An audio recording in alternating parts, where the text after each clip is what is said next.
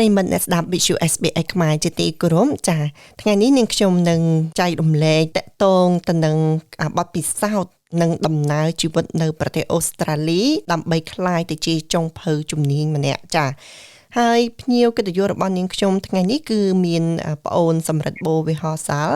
ដែលប្អូនបច្ចុប្បន្នកំពុងតែបម្រើការងារជាចុងភៅទូទៅគឺចុងភៅផ្នែកម្ហូបអាហារប៉ុន្តែប្អូនក៏បានបញ្ចប់ទាំងផ្នែកចុងភៅម្ហូបអាហារ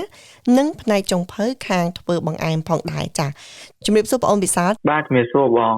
ចាបងសូមអរគុណណាស់ចំពោះការផ្ដល់ពេលវេលាដ៏មានតម្លៃមកជូន SBS ខ្មែរនៅក្នុងថ្ងៃនេះចាបងអូនសុខទុក្ខយ៉ាងណាដែរចាសុខទុក្ខធម្មតាបងចុះបងសុខសប្បាយអត់បងចាបងក៏សុខទុក្ខធម្មតាដែរ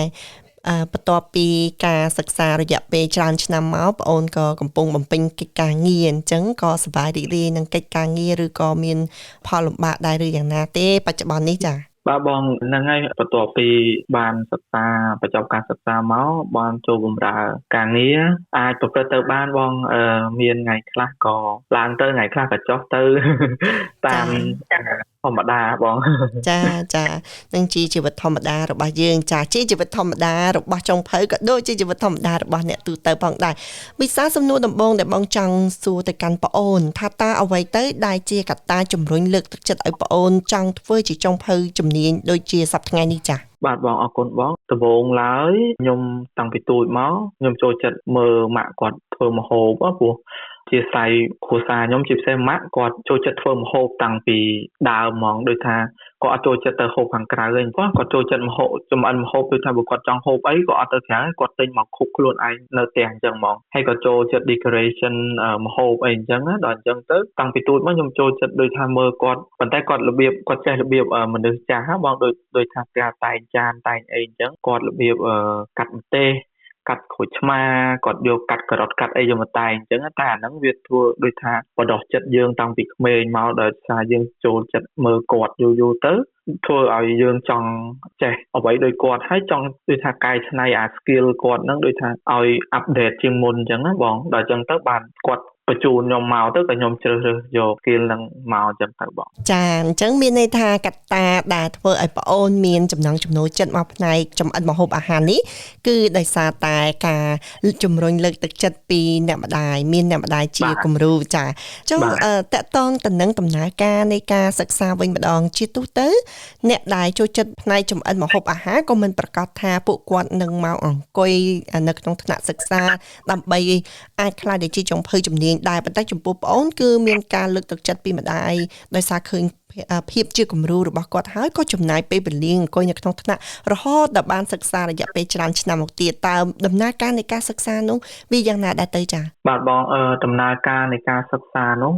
មានច្រើនដំណាក់កាលអញ្ចឹងបងដំបូងយើងរៀនពី basic មកតាំងពីកាន់កាបិតមិនចលៀនកាបិតមិនយើងរៀនតាំងពី food safetyរៀនតាំងពីដូចថាកាត់របៀបមិនទំហំប៉ុណ្ណាអញ្ចឹងព្រោះអីយើងរៀនតាមបែបស្តង់ដា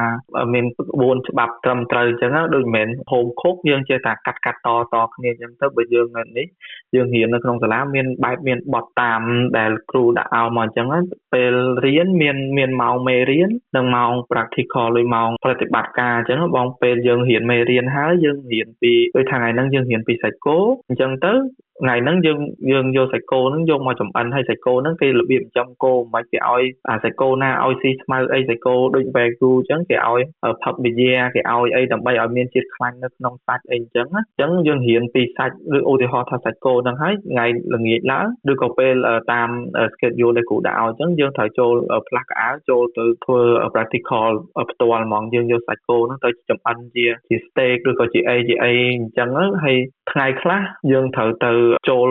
ចម្អិនផ្ទាល់នៅក្នុង restaurant ផ្ទាល់ដែលគ្រូឲ្យដាក់ទៅឲ្យអញ្ចឹងហើយមានចេញយប់ជ្រៅក៏មានចូល early morning ក៏មានដូចយើងធ្វើ breakfast អញ្ចឹងយើងត្រូវចូលពីព្រឹកអញ្ចឹងពេលហ្នឹងខ្ញុំអត់ទាន់មានឡានអីអញ្ចឹងដល់អញ្ចឹងទៅរៀងពិបាកដែរដូចថាជិះបាសជិះអីពេលព្រឹកឡើងពេលយប់ឡើង late night មកតែបិទសក្រានហើយម៉ោង 9-10 យប់បាក់ហោនេះដែរតែបន្ទាប់ពីបានសិក្សាមកចំណេះដឹងហ្នឹងយល់ច្រើនបានរៀនសូត្រច្រើនពីគ្រូតែមានបទពិសោធន៍ហ្នឹងយើងធ្លាប់តែចម្អិនម្ហូបធម្មតាដាក់អំបិលស្ករប៊ីចេងទៅឆ្ងាញ់តែពេលដែលយើងធ្វើតាមស្តង់ដារមានកម្រិតមាន recipe ត្រឹមត្រូវយើងដឹងមកថាដូច ពីរផ្លែកពីគ្នាហ្មងថាមួយចំអិននៅផ្ទះមួយចំអិននៅសាលាគឺខុសគ្នាដាច់ហ្មងដោយសារតែនៅសាលាមានរង្វាស់រង្វល់ត្រឹមត្រូវតាមរូបមន្តត្រឹមត្រូវហើយមានប្រភពច្បាស់លាស់អញ្ចឹងណាហើយមិនជាប្រភេទមុខម្ហូបតាមផ្ទះយើងរៀនតាមគ្រួសារនិងតាមរសជាតិនៃគ្រួសារដោយថាគ្រួសាររសជាតិអីចូលចិត្តអីអញ្ចឹងយើងខុសតាមគ្រួសារតែបើសិនណាជាយើងទៅរៀនយើងត្រូវតែ follow តាម recipe ដោយសារតែយើងមិនមែន serve តែអ្នកនៅក្នុងផ្ទះឬក៏ serve យើងខ្លួនឯងយើងត្រូវ serve ម្ហូបហ្នឹងទៅដល់ភ្ញៀវឬអតិថិជនយើងអញ្ចឹងយើងត្រូវតែមានស្តង់ដាររក្សា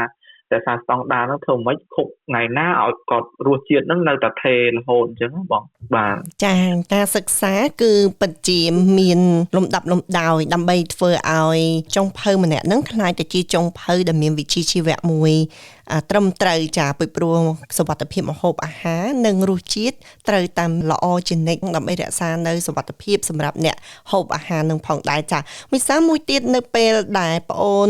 ធ្វើជាចុងភៅនៅក្នុងប្រទេសអភិវឌ្ឍហើយយើងដឹងហើយថានៅក្នុងប្រទេសនេះប្រើភាសាអង់គ្លេសទៀតសម្រាប់ប្អូននៅពេលដែលប្អូនធ្វើកិច្ចការងារនឹងចូល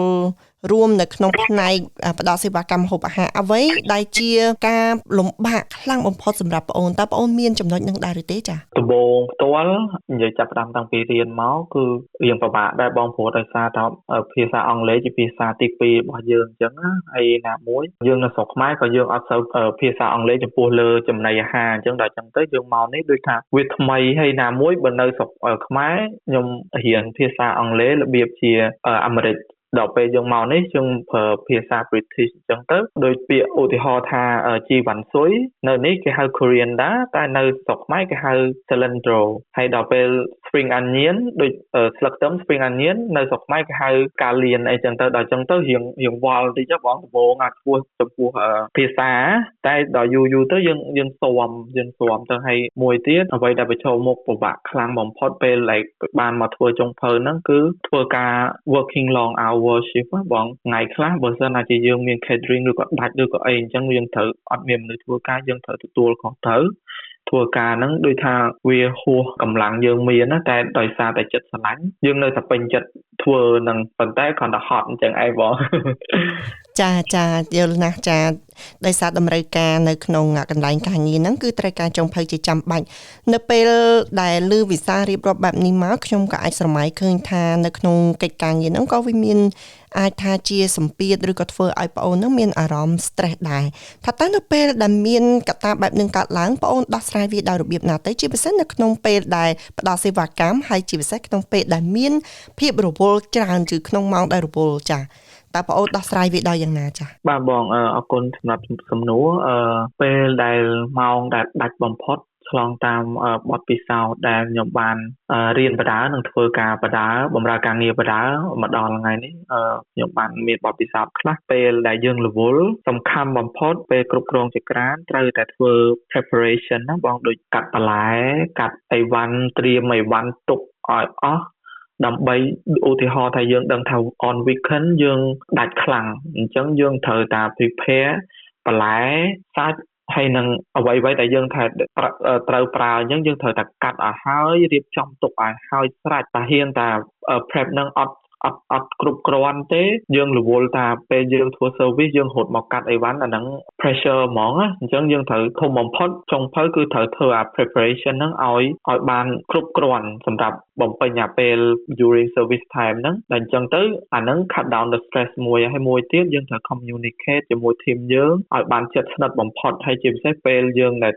ដាច់ខ្លាំងបំផុតម្នាក់ហត់ហើយនឹងត្រូវដូចថាលឿនហើយអញ្ចឹងនិយាយរៀងលឿនអញ្ចឹងយើងត្រូវរៀងខំខ្លួនឯង down ហើយត្រូវមាន good communication with teamwork បើសិនណាជាយើងធ្វើការឲ្យអត់និយាយគ្នាដូចថាអានេះមិនទីអានោះមិនទីអានេះឆ្អិនអានោះឆ្អិនតែយើងអត់បាន communicate ក្នុងចក្រានទេ misunderstand មួយផ្លេចអីវ៉ាន់មួយគឺ late របស់ភ្ញៀវច្រើនអញ្ចឹងទៅពេលដែល late របស់ភ្ញៀវឬក៏ធ្វើខុសម្ហូបភ្ញៀវហ្នឹងវាធ្វើឲ្យកើត pressure ខ្លាំងណាអញ្ចឹងទៅបើយើងធ្វើអាហ្នឹងឲ្យរលូន service ប្រកាសជារលូនហើយបើមានតែ ប្រហែលគ្រប់គ្រាន់ហើយនឹង good communication អាហ្នឹងទៅពីហ្នឹងខ្ញុំជឿថាអាចជួយបានសម្រួលបានច្រើនក្នុងពេលដែលឧទាហរណ៍ថាភ្ញៀវបុកមកខ្លាំងអញ្ចឹងទៅវាជួយបានសឹងថា80ទៅ 90% ចាពិតជាល្អណាស់ចានៅក្នុងការដោះស្រាយបែបហ្នឹងគឺត្រឹមត្រូវណាការដែលយើងប្រញាប់ប្រញាល់ជាពិសេសយើងអាចស្រមៃឃើញនៅក្នុងបរិយាកាសនៅក្នុងផ្ទះបាយនៅពេលដែលមានភាពរវល់គឺពិតជាមានសម្លេងខ្លាំងណាមួយរួមផ្សំនឹងសម្លេងចំអិនផងរួមផ្សំនឹងសម្លេងជ្រុញកាំបិតផងអញ្ចឹងធ្វើឲ្យអ្នកគ្រប់គ្នាដំឡើងសម្លេងរៀងខ្លួនអញ្ចឹងនៅពេលដែលដំឡើងសម្លេងរៀងខ្លួនចិត្តរបស់យើងហ្នឹងក៏ដូចជាឡើងក្តៅបន្តិចដែរចាអញ្ចឹងខ្ញុំអាចស្រមៃឃើញចាឥ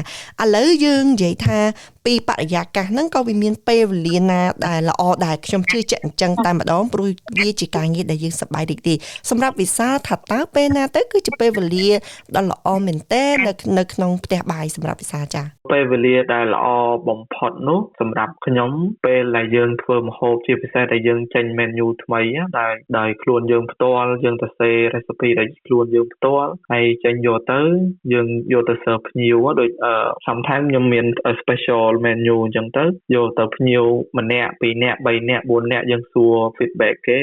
ពេលលើកចានមកវិញឃើញតែចានស្អាតអាហ្នឹង the best time ហ្មងសម្រាប់ចុងភៅបងខ្ញុំជឿជាក់ថាអញ្ចឹងហ្មងជាពិសេសខ្ញុំហ្មងដូចថាបើសិនណាជាលើកម្ហូបទៅស្រាប់តែលើកមកម្ហូបពេញចានវិញអាហ្នឹងដូចជា upset ដូចថាមិនអញ្ចឹងដូចខ្លាចមានបញ្ហាអីតែបើលើក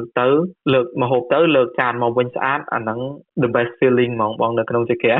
ចាខ្ញុំអាចស្រមៃឃើញថាពិតជាអញ្ចឹងមែនពីព្រោះដើម្បីអាចចេញនៅរូបមន្តម្ហូបអាហារថ្មីមួយគឺត្រូវការចំណាយពេលវេលានិងការពិសោធន៍នឹងច្រើនដែរទម្រាំតែអាចដាក់ឲ្យគេញ៉ាំនៅលើចាននោះបានចាអញ្ចឹងនៅពេលដែលឃើញថាគេបានបរិភោគអស់វាជាសញ្ញាប្រាប់ថាការខិតខំប្រឹងប្រែងរបស់យើងគឺទទួលបាននូវជោគជ័យហើយវាគឺជារឿងដែលកាន់តែល្អទៀតនោះនៅពេលដែលយើងរកឃើញនៅរបៀបធ្វើម្ហូបថ្មីវាក៏ជាប្រវត្តិសាស្ត្រមួយសម្រាប់ខ្លួនឯង